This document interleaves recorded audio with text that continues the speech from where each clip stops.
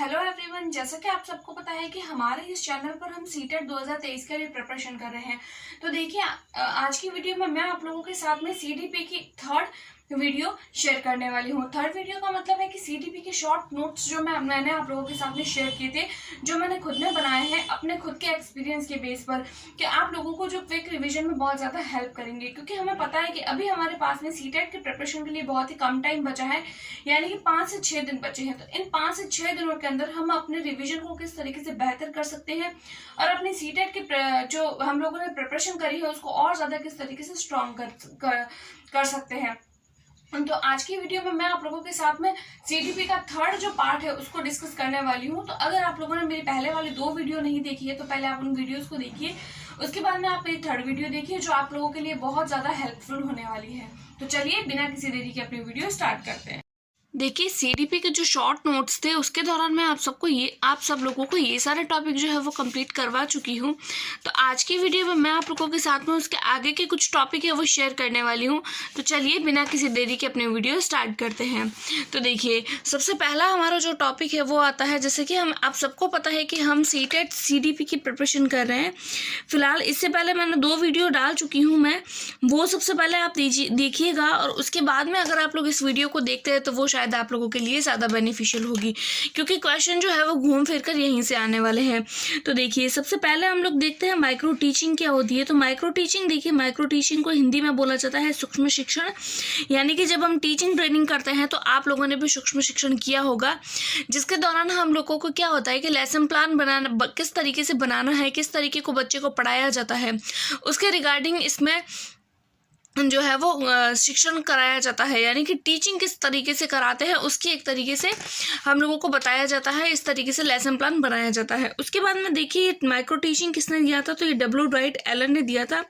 अगर मैं micro teaching की बात करूं, और इंडिया में इसके बारे में सबसे पहले डी तिवारी ने इसका यूज़ किया था। तो देखिए, माइक्रो टीचिंग से रिगार्डिंग अगर हम short notes as a revision पढ़ रहे हैं तो हमें इतना ही पढ़ना है, इसके अलावा हमें कुछ नहीं देखना है। उसके बाद में आता है, देखिए मूल्यांकन क्या होता है। मूल्यांकन जो अगर मैंने आप लोगों को एक ट्रिक भी बताई थी कि हमें कौन कौन से पॉजिटिव और नेगेटिव टैग वर्ड पकड़ने हैं, तो उसमें भी मैंने आप लोगों को बताया था कि हमें सीसीई के बारे में मोस्टली ध्यान रखना है। हमें ज़्यादातर सीसीई की फुल फॉर्म पूछी जाती है कि सीसीई की फुल फॉर्म क्या होती है। तो देखिए, इसकी फुल फॉर्म होती है कंटिन्यूअस एंड कॉम्प्रिहेंसिव इवेल्युएशन। हम सबको पता है, जिसको हिंदी में हम बोलते हैं सतत और व्यापक मूल्यांकन।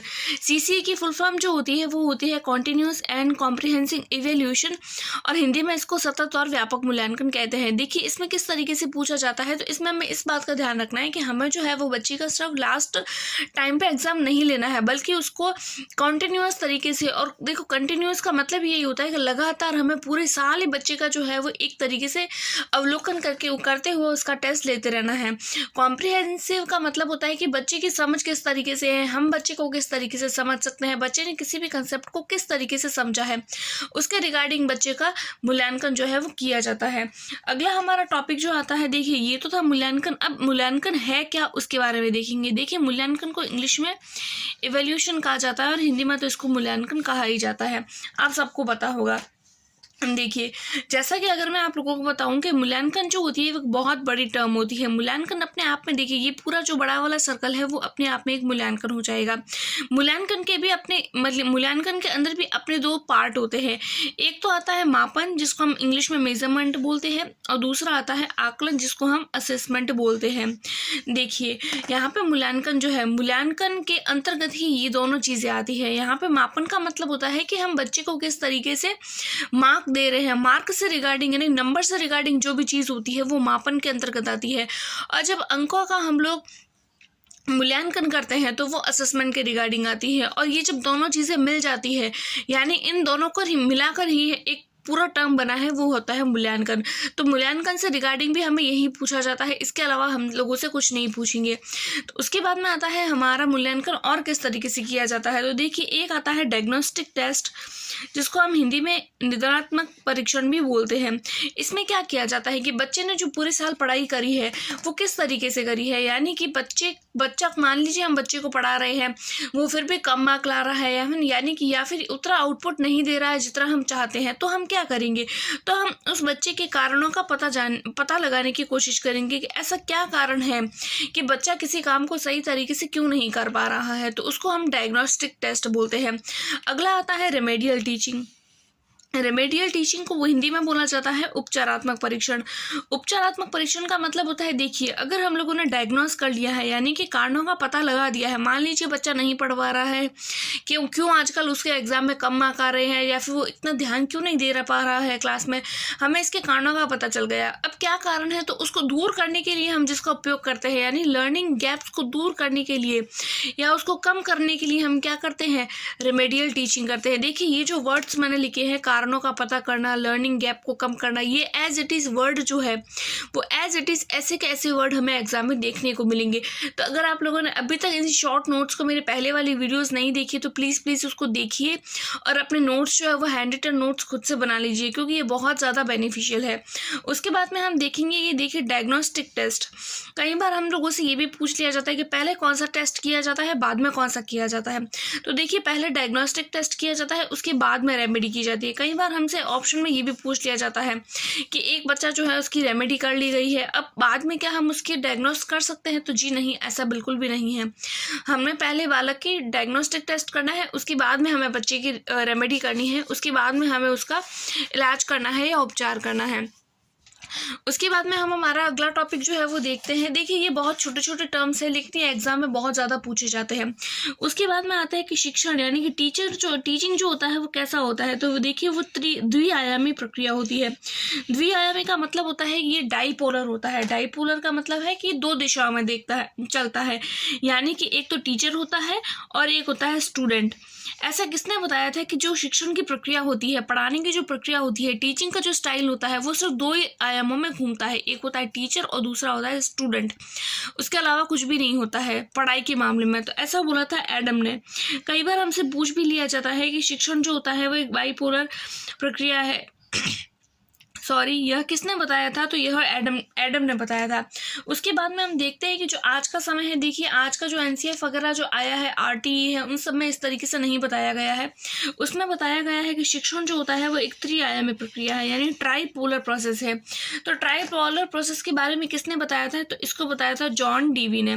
किसने बताया था, जॉन डीवी ने। जॉन डीवी ने बोला क्या था कि बच्चे जो है उसको करके सिखाना है, कोई भी काम जो है उसको रटवाना नहीं है, बल्कि उसको करके सिखाना है, यानी कि लर्निंग बाय डूइंग करवानी है। अब ट्राईपोलर है तो इसके भी 3 पार्ट होंगे, तो 3 पार्ट देखिए मैंने एक फ्लो चार्ट बनाया है। ट्राईपोलर का मतलब होता है, देखिए एक तो उसके अंदर अगर आता है टीचर और स्टूडेंट तो होंगे ही, उसके अलावा हमारा करिकुलम भी हो जाएगा। देखिए यहाँ पे मैंने भूल से स्टूडेंट लिख लिया था, लेकिन यहाँ पे स्टूडेंट नहीं आएगा, बल्कि यहाँ पे करिकुलम आएगा। इसको मैं हाईलाइट करूँगी तो ये इरेज हो जाएगा, ये बिल्कुल भी नहीं दिखेगा, इसलिए मैंने इसको हाईलाइट नहीं किया है, बल्कि इसके नीचे की तरफ ही जो है वो हाईलाइटर यूज़ किया है। तो आप लोग देख लीजिएगा, यहाँ थोड़ी मुझे लिखने में मिस्टेक हो गई थी। स्टूडेंट होता है, टीचर होता है और करिकुलम होता है, ये होती है ट्राईपोलर प्रक्रिया। कई बार हमसे ये भी पूछ लिया जाता है कि लर्निंग बाय डूइंग का कंसेप्ट किसने दिया, तो जॉन डीवी ने। या आज के टाइम पे शिक्षण कैसी प्रक्रिया होती है, ट्राईपोलर, इसमें कौन कौन से आयाम आते हैं, तो सबसे पहले करिकुलम, टीचर और स्टूडेंट। उसके बाद में हमारा जो टॉपिक आता है वो आता है कोठारी आयोग। देखिए कोठारी आयोग या फिर कोठारी कमीशन जो है वो कब दिया गया था, तो कोठारी कमीशन जो है वो 1964 और 66 में, यानी 1964 और 1966 में दिया गया था। किसके द्वारा दिया गया था, तो डॉक्टर डीएस कोठारी के द्वारा दिया गया था। इन्होंने क्या बताया था, देखिए इन्होंने अपना एक फॉर्मूला दिया था, उस फॉर्मूले को बोला जाता है 3 लैंग्वेज फॉर्मूला। 3 लैंग्वेज फॉर्मूले का मतलब है कि बच्चा जो है वो जब विद्यालय आता है तो उसको अपनी मातृभाषा आनी चाहिए, उसको एज ए सेकेंड लैंग्वेज भी आनी चाहिए, उसको एज अ थर्ड लैंग्वेज भी आनी चाहिए, यानी उसको 2-3 भाषाएं कम से कम बच्चे को आनी चाहिए।